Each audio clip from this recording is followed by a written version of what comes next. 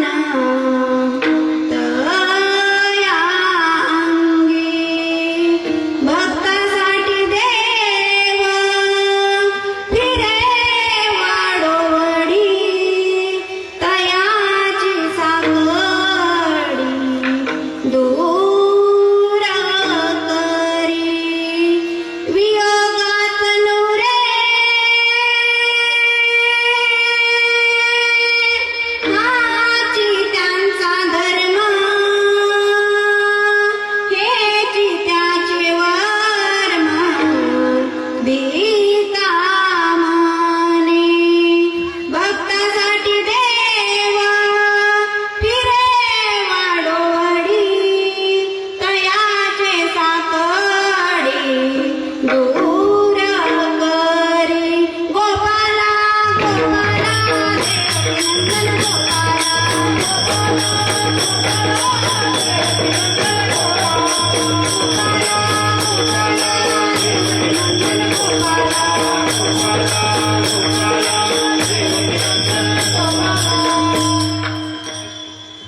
पंचकृष्ण प्रणम्यादो लीला विग्रधारिणं पवित्रमादहन्तरं चित्तर केवलं विभो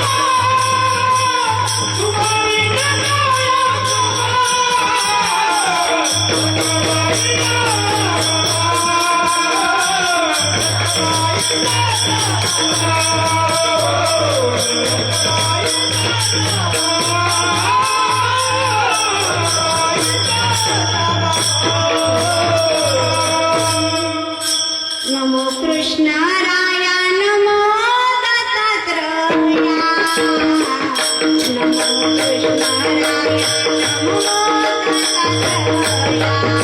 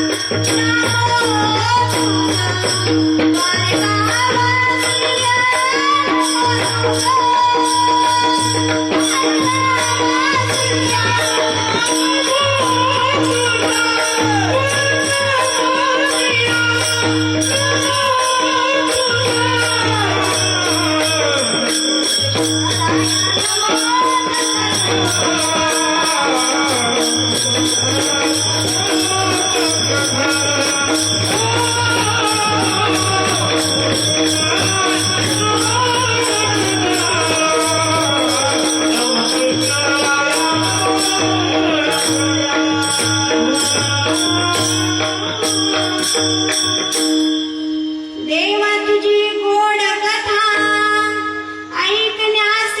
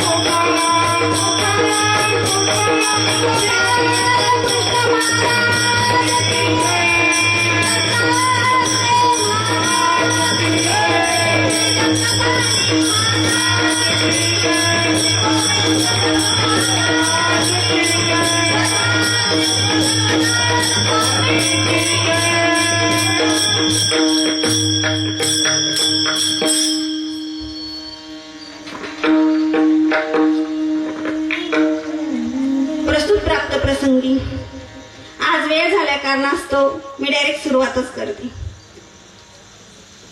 प्रस्तुत प्राप्त प्रसंगी कीर्तन रूपी सेवेसाठी घेतलेला अभंग. देव मान्य, संत मान्य, जग मान्य, वेद सुधने भक्तिदज्ञ, महानुभाव पंथातील ज्यांना चिंतनी जनक म्हटल्या जातं, असे आदरणीय, श्रद्धेय, परमपूजनीय, प्रातस्मरणीय बाभुळगावकर बाबा शास्त्री यांच्या अभंगावलीतील भक्तिपर प्रकरणातील 4 चरणाचा अभंग आजच्या या सेवेसाठी निवडलेला आहे. गोपाला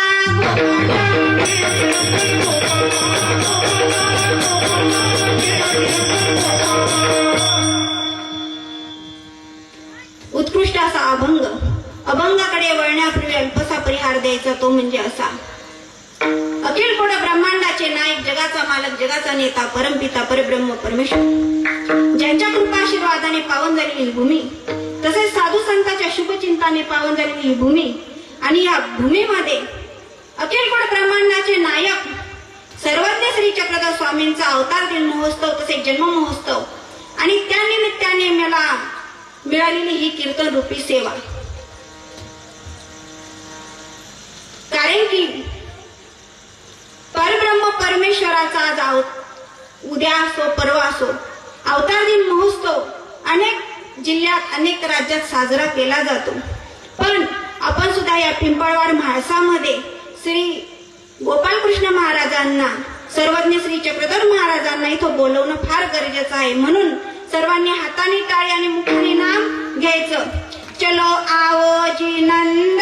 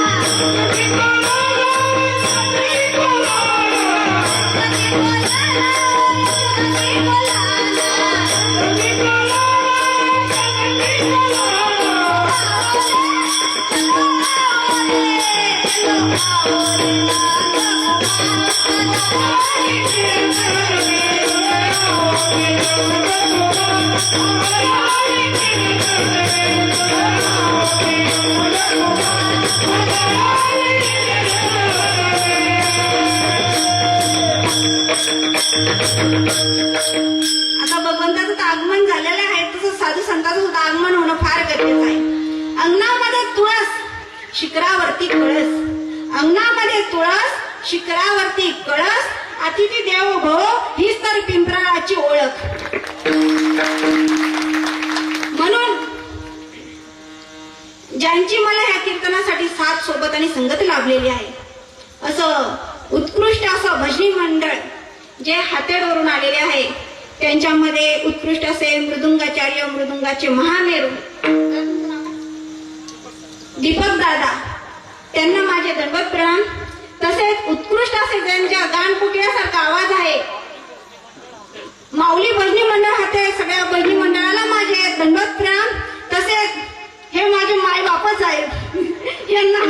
दंडवत प्रणाम.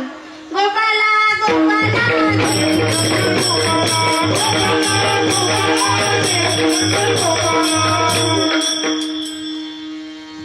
ज्यांची या कीर्तनासाठी उपस्थिती झालेली आहे असे आदरणीय श्रद्धेय परमपूजनीय ज्ञान महर्षी संस्कृत महर्षी ज्यांना म्हटल्या जातं, ज्यांच्याकडून तुम्ही आता ज्ञानदान असं ज्यांनी तुम्हाला ज्ञानदान केलं असे आदरणीय श्रद्धेय परमपूजनीय प्रातस्मरणीय सिन्नर येथून आलेले माळवाडी सिन्नर येथून आलेले दादाजी, त्यांना माझे शतशः कोटी कोटी दंडवत प्रणाम. तसेच ज्यांची या कीर्तनासाठी उपस्थिती झालेली आहे, मला नाव उल्लेख तर काही माहिती नाही, पण तसेच जळगाव जिल्ह्यातून जे आलेले आहे साधू संत मंडळी, आदरणीय श्रद्धेय परमपूजनीय प्रातस्मरणीय संत महंत तपस्विनी, तसेच जळगाव जिल्ह्यातून जे पुरुष उपदेशी मंडळ आले आहेत, महिला मंडळ, पुरुष मंडळ, तसेच बालगोपाळ मंडळ, सर्वांना माझे शतशः कोटी कोटी दंडवत प्रणाम आणि सेवेला प्रारंभ. गोपाला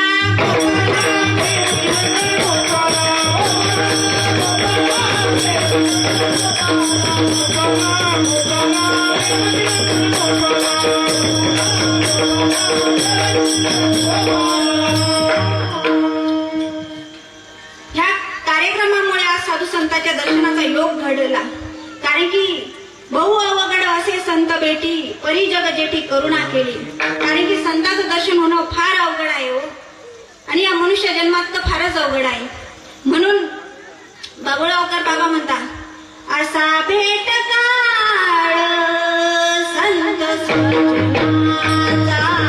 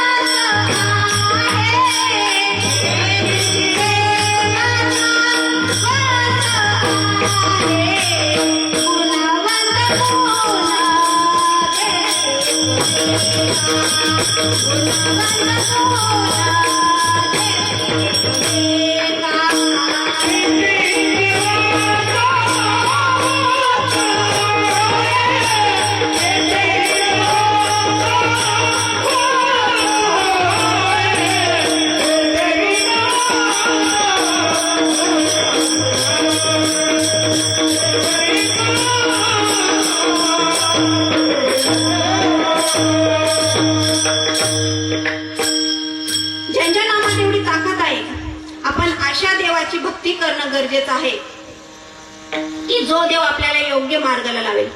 देणारा कोण आहे हो? बोला पटकन महिला मंडळ, देणारा कोण आहे? आवाज नाही, झोपले की काय? देणारा कोण आहे? आवाजच येत नाही. देणारा कोण आहे? दिलाय कुणी? एवढा अट्टहास कुणासाठी घातलाय? कुणासाठी घातला? अहो एवढा अट्टहास देवासाठीच तर घातलाय. एवढं झाल्याच्या नंतर जायचं कुणाकडे? कीर्तन झाल्याबरोबर नाही बर का, नाही तो म्हणशान कीर्तन झाल्याबरोबर, कीर्तन झाल्याबरोबर नाही. अहो एवढा अट्टहास आपण देवासाठी घातलाय, मग आपल्याला काळजी करायची गरज, चिंता करायची गरज, सांगितलेलं ऐकायची गरज.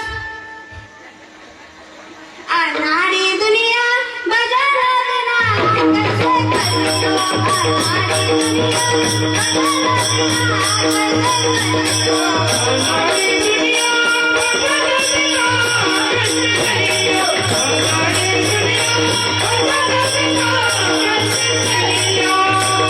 सच्चा मन उपाया झूठा बुलबुल खैरियो, सच्चा मन उपाया झूठा बुलबुल खैरियो.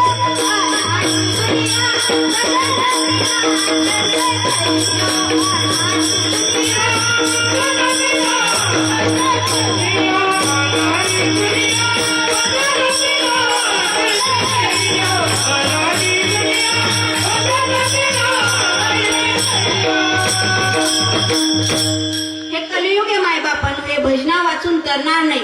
म्हणून परब्रह्म परमेश्वराची भक्ती करणं फार गरजेचं आहे. या भवसागरातून जर आपल्याला तरुण जायचं असेल ना, तर त्या भगवंताची भक्ती भक्ती करणं फार गरजेचं आहे. भगवद्गीतेमध्ये भगवान श्री गोपालकृष्ण महाराजांनी 3 योग सांगितले: ज्ञान योग, कर्मयोग आणि भक्ती योग. ज्ञान योग अवघडे, सांगणारेच नाहीत तर ऐकायचं कोणी. कर्मयोग दुस्तर आहे, ज्या कर्मबंधनात आम्ही अडकल्या गेलो, आणि या कर्मबंधनातून सोडवण्यासाठी परब्रह्म परमेश्वराने आपल्याला भक्ती करायला सांगितली. भगवद्गीतेमध्ये भगवान श्री गोपालकृष्ण सांगतात, माझी भक्ती करणारे भक्त आहेत, मी नाही असं म्हणत नाही, पण कशा आहेत? चतुर्विधा भजते माम जना सुकृतिनोर्जुन आर्थ जिज्ञा सुरथाती ज्ञानीच वर्तर्षभ. माझी भक्ती करणारे आहेत या कलियुगामध्ये, पण कशा आहेत की एक वर्ग असा आहे जो स्वार्थापोटी भक्ती करतो, दुसरा वर्ग असा आहे का संकट पडल्याच्या नंतरच माझी भक्ती करतो, आणि तिसरा वर्ग असा आहे की मला जाणून घेण्याविषयी भक्ती करतो, आणि चौथा वर्ग म्हणजे असा आहे कोण ज्ञानाने मला प्राप्त करण्याचा प्रयत्न करून माझी भक्ती करतो. असे 4 वर्ग आहेत. आणि त्यामध्ये आम्ही कोणत्या वर्गात आहोत? बोला पटकन. इथं बसलेले सभा मंडपात, या मंडपामध्ये जेवढे बसलेले आहे, मी म्हणत नाही तुम्ही भक्ती करत नाही असं. आपण सर्वजण भक्ती करतो, पण कशी करतो हो? स्वार्थापोटी. कारण की मला इथं बसलेल्या एकाने तरी सांगून द्या की मी मंदिरात गेलो आणि काहीच मागितलं नाही देवाला, कधीच माझं दुःख सांगितलं नाही, रडगाणं केलं नाही. आहे का असं कोणी? जे कोणी असेल त्यांनी हात वर करा. या जगात कोणीच नाही. आम्ही फक्त स्वार्थापोटी भक्ती करतो. बरीच लोक म्हणतात की आम्ही भक्ती करतो पण देव काय आम्हाला मिळत नाही. देव मिळेल कसा? हल्लीच्या काळात देव मिळत नाही. हल्लीच्या काळामध्ये देव का बरं मिळत नाही? कारण की हल्लीच्या काळामध्ये कपडे झाले छोटे, सन्मान कुठून मिळणार, आणि अन्न झालं हायब्रिड, आरोग्य कुठून मिळणार, माणूस झाला पैशावाला, माणुसकी कुठून मिळणार, आणि आपली भक्ती झाली स्वार्थी तर तो भगवंत कुठून मिळणार? मायबापांना तो भगवंत कुठून मिळणार? जोपर्यंत आपला स्वार्थ जळत नाही तोपर्यंत परमार्थ कळत नाही. गोपाला गोपाला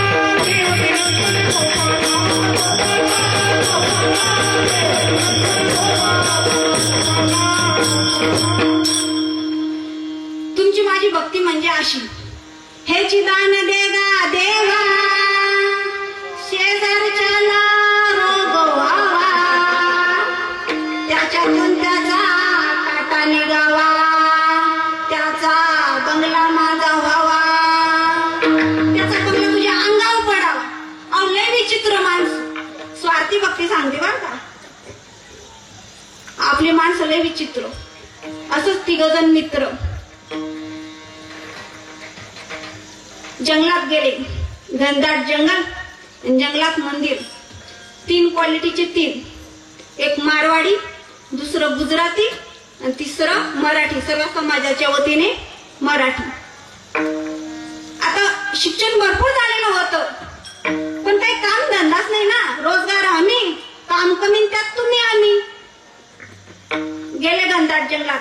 एकच उद्योग, जंगलात जायचं, घरचे कटकट करायचे म्हणून जंगलात जायचं, फळं तोडायची, आणि फळं तोडल्याच्या नंतर निम्मी अर्धी खायची, निम्मी अर्धी देवाला व्हायची, कारण की आधी पोटोबा मग विठोबा.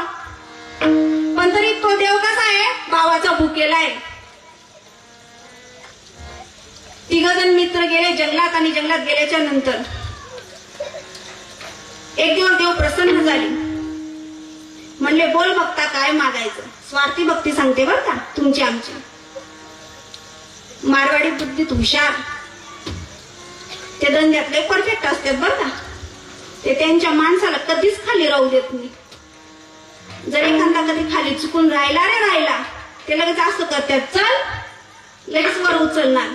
आपल्यात तसं नाही.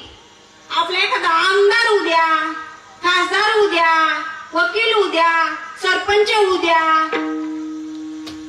वडा खाली, आपल्याला ते जमतच नाही. मारवाडी बुद्धीत हुशार असतात. कारण काय?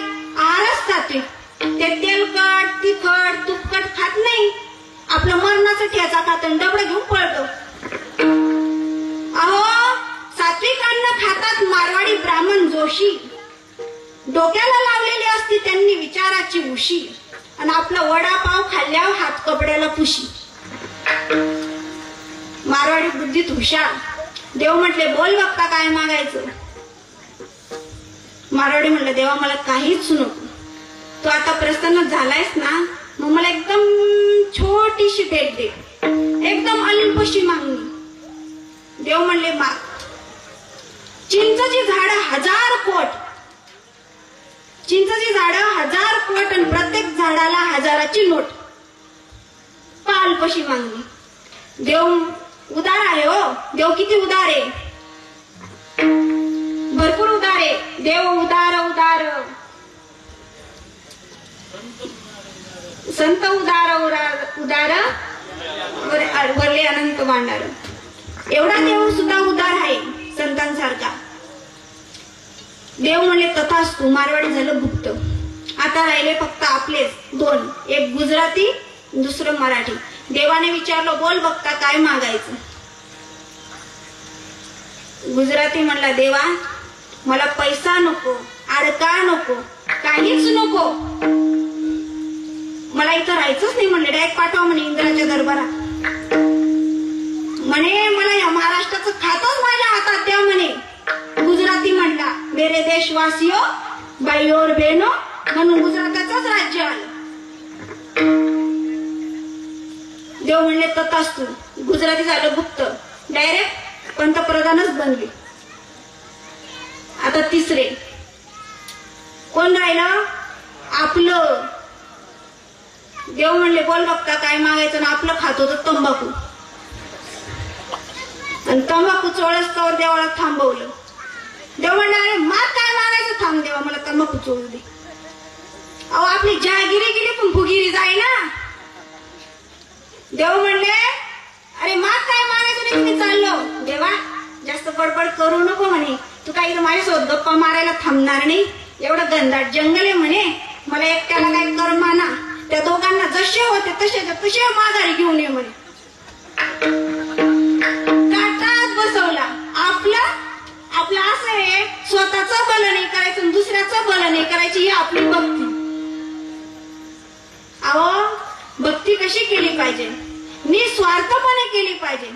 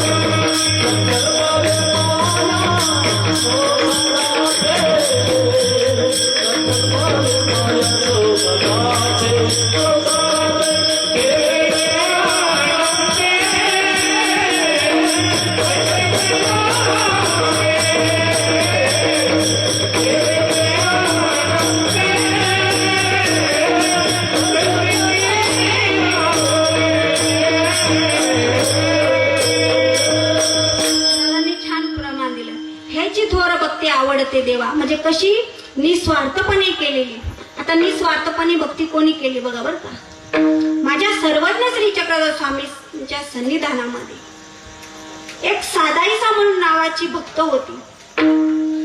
अत्यंत गरीब व मनाने सुद्धा साधी बोली.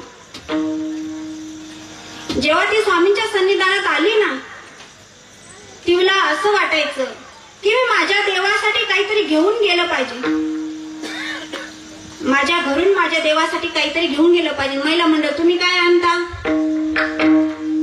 महिला मंडळ, तुम्ही काय आणता? माझ्या साताईसाला रोज वाटायचं की मी माझ्या देवाकडे जाती, पण रिकाम्या हाताने जाती.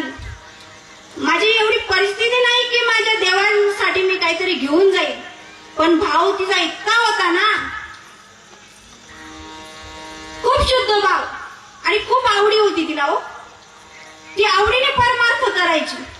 आपण सवडीने. त्या साधायसाला असं वाटलं की ह्या जन्मीत माझी इच्छा पूर्ण होत नाही, पण तो भगवंत जाणून घेणार आहे ना हो देवाची भक्ती. देवाला माहित होतं हिची इच्छा आहे, माझी पूजन करण्याची इच्छा आहे, पण कसं करून आणायचं हे भगवंताला माहित होतं आणि तो दिवस येणार होता. एक दिवस साधाईसा असंच गंगेवर स्नानासाठी गेली आणि स्नान झाल्याच्या नंतर ती आता सर्वज्ञ श्री चक्रधर स्वामींकडे येणार. तेवढ्यामध्ये तिला त्या गंगेच्या काठाला आहे ना सुंदर सुंदर अशी पिवळ्या फुलं दिसली. आणि ती पिवळं फुलं दिसल्याच्या नंतर तिला असं वाटलं माझ्याकडं पैसा नाही, अडका नाही, काहीच नाही, पण ही साधी बाधी फुलं का असे ना आपण परब्रह्म परमेश्वरासाठी घेऊन गेलं पाहिजे.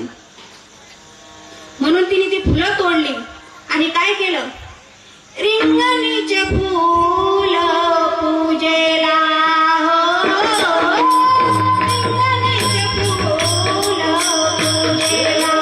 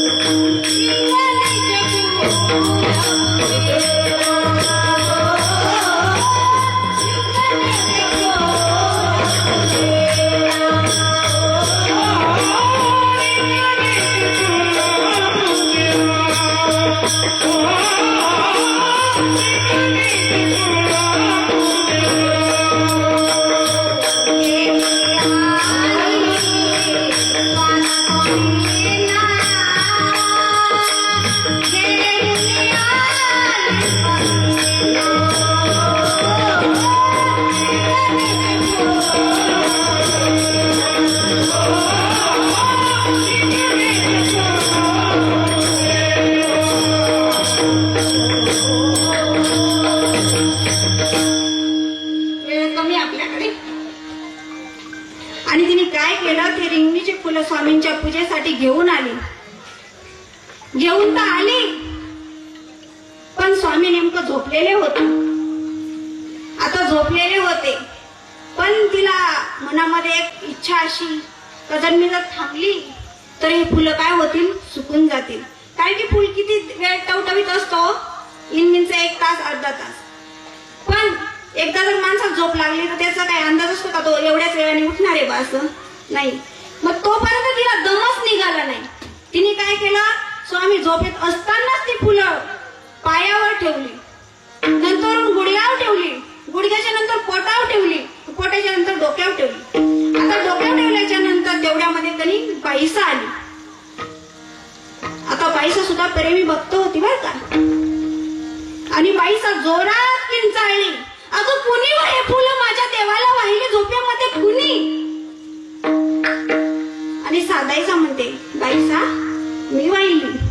अगं तुला कळतं का ती फुलं झोपेमध्ये वाहती का? तू स्वामी उठायपर्यंत वाट बघू शकत नव्हती का?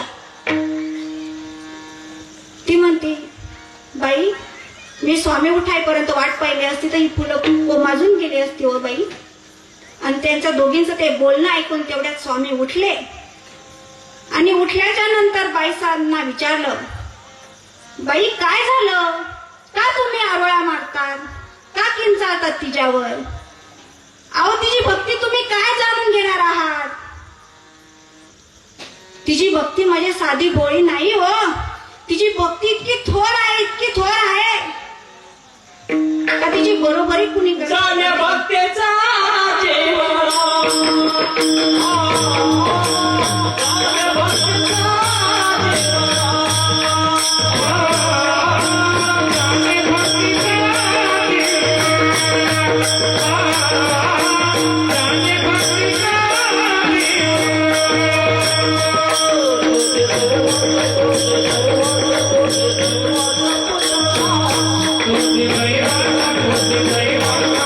Bye.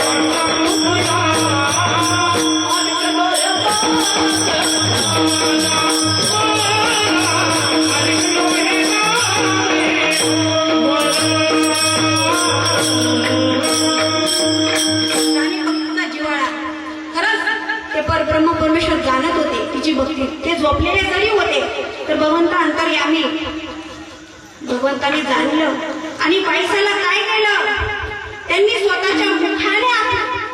स्वतःच्या मुखाने तिच्या भक्तीची थोरी सांगू लागले. त्याच अभंगाच्या प्रथम चरणात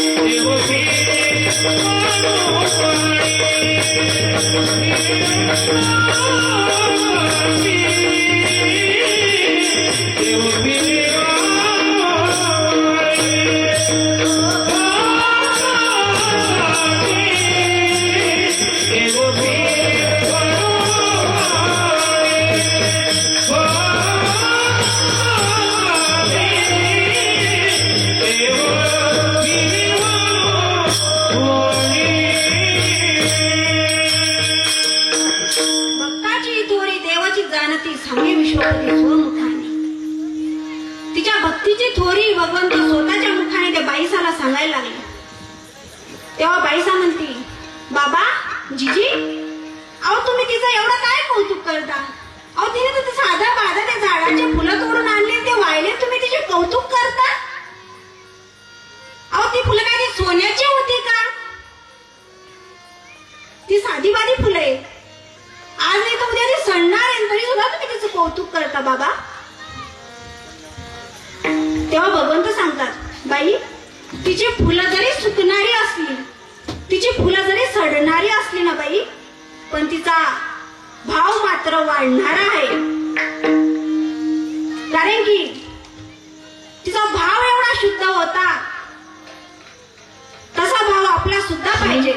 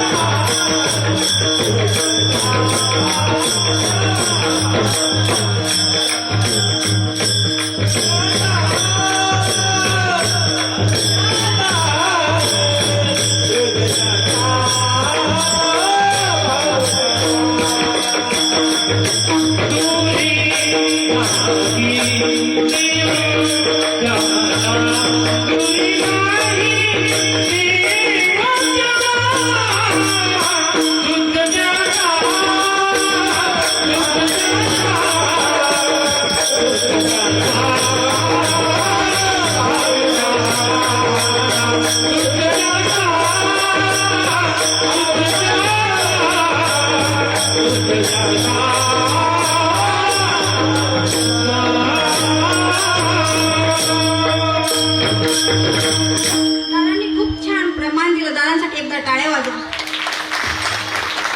आणि चांगल्या चांगल्या गोष्टीला थोडं टाळ्या वाजवत जा, त्याला काही टोल नाका नाही.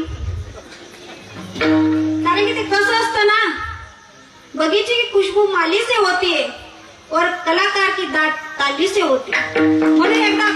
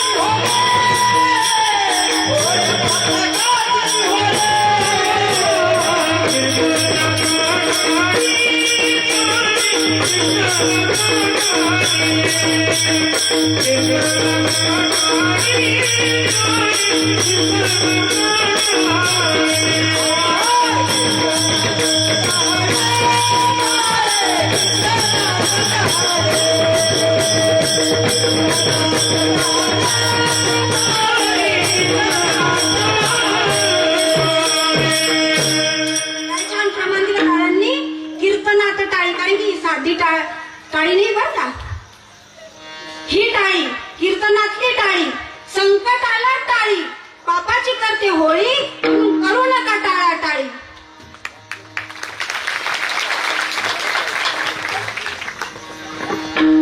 आता त्या भगवंतानी त्या साधाईसाचं कौतुक केलं, थोडी सांगितली. आपण सुद्धा करतो ना कौतुक, करतो ना होय महिला मंडळ? एकमेकाचं कौतुक करतो का आपण? काय सासो सुनांचं कौतुक करता ना कधी? सासा आहेत का गेले कुठं? काय सुनाओ तुम्ही बी सासूंचं कौतुक करता ना कधी? हे करता ना, खूप छान कौतुक करता बरं का. मला सांगा, आपल्या सुनेला स्वयंपाक येत नाहीये, शेजारच्या बाईला सांगतो कोण? मला वाटतं बरं सासू सुनाचं राहू द्या, हे तर कायमच सांगतात कोणी बी, सगळ्यांनाच माहिती ते रोज रडगारानं त्याचे. त्यामुळे काय आहे, ते कसं आहे ना, आई बापांनी दिलेलं कधी सरत नाही, संतांनी दिलेलं कधी खुटत नाही, आणि राजकारणाने दिलेलं कधी, राजकारणीयांनी दिलेलं कधी उरत नाही. आणि मी किती सांगू द्या, तुमच्या डोक्यात काही शिर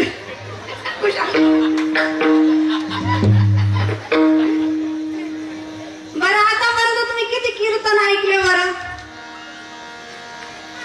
आता आपल्या गावात तर रोजच सप्त्या धरले तरी चालते. तुमच्यात काही बदल अजिबात नाही म्हणतात. बदल होणं फार गरजेचं आहे. तुम्ही तर एकमेकाचं कौतुक करताच सासू सुना, पण महिला मंडळ तुम्ही पुरुषांचं सुद्धा खूप छान कौतुक करता बरं का. एका माणसाला असंच उशिरा उठायची सवय होती. पहिले बाया जात्या उदळणं दळायचे, आणि तिने सुरू केलं सकाळच्या गपाऱ्यामध्ये जात माझं वंग वंगा, जात माझं वंगा वंगा, उठ गोदडीतल्या सोंगा. काय म्हणे? उठ म्हणे गोदडीतल्या सोंगा. हे नुसतं सासूंचं सुना कौतुक करता एवढंच नाही बघा, पुरुषांचं बी खूप छान कौतुक करता. एकदा असंच एक बाई तिच्या घरच्या माणसाला म्हणे, वय हो म्हणे, तुम्हाला झाडावर चढता येतं का? तो म्हणे, नाही बा मला सगळं काम येतं, पण झाडावर काही चढता येत नाही. तेव्हा ती काय म्हणे, तुमच्यापेक्षा माकडं बरी म्हणे. त्याला रागच आला. राग आला आणि त्याने काय केलं, एक दिवस पण नाही बरं का, 15 दिवस जंगलच गाठलं. जंगलात जाऊन एकच पराक्रम, रोज रोज झाडावर चढायचं खाली उतरायचं, रोज झाडावर चढायचं खाली उतरायचं, झाडावर चढायचं. बोला ना पटकन, तुम्ही खालीच तर वाढता, खाली वाढायचं. अशी त्यांनी पुरेपूर 15 दिवस प्रॅक्टिस केली आणि घरी आला. घरी आल्याच्या नंतर त्याच्या बाईला सांगू लागला, बघ ग म्हणे, मला आता झाडावर चढता पण येतं आणि उतरता पण येतं. चढता पण येतं, बोला पटकन, उतरता पण येतं. चढता येतं, कोणाला झाडावर चढवता येतं? वय महिला मंडळ, बोला पटकन, तुम्हाला झाडावर चढवता पण येतं, कुशाला उतरवता पण येतं म्हणताय. तो म्हणे आता माझी पूर्णपणे प्रॅक्टिस झाली, मला झाडावर जाता येतं, येता येतं. तेव्हा ती काय बोलली, म्हणे मग तुमच्यात माकडात बदल काय आहे म्हणे. आधीच कौतुक. अहो कधीतरी चांगल्या शुद्ध भावनेने आपल्या संसाराचा राडा तरी चांगला सांभाळा. महिला मंडळ, आपल्या हातात आहे आपली संस्कृती कशी टिकवायची. माणसाने अशी भक्ती केली पाहिजे की आपण आपल्या भक्तीचं कौतुक आपण स्वतःने नाही तर त्या परब्रह्म परमेश्वराने स्वतःच्या मुखाने आपलं कौतुक केलं पाहिजे. त्याला भक्ती म्हणतात. सर्वज्ञ श्री चक्रधर स्वामी एक दिवस असंच भिंगारला असताना एकदम छोटासा हो, इनमिनचा फक्त 10-15 वर्षाचा लहान बालक, त्याला बालभक्त म्हटलं तरी चालेल. कसा लहानपणाचा झालो मी भक्त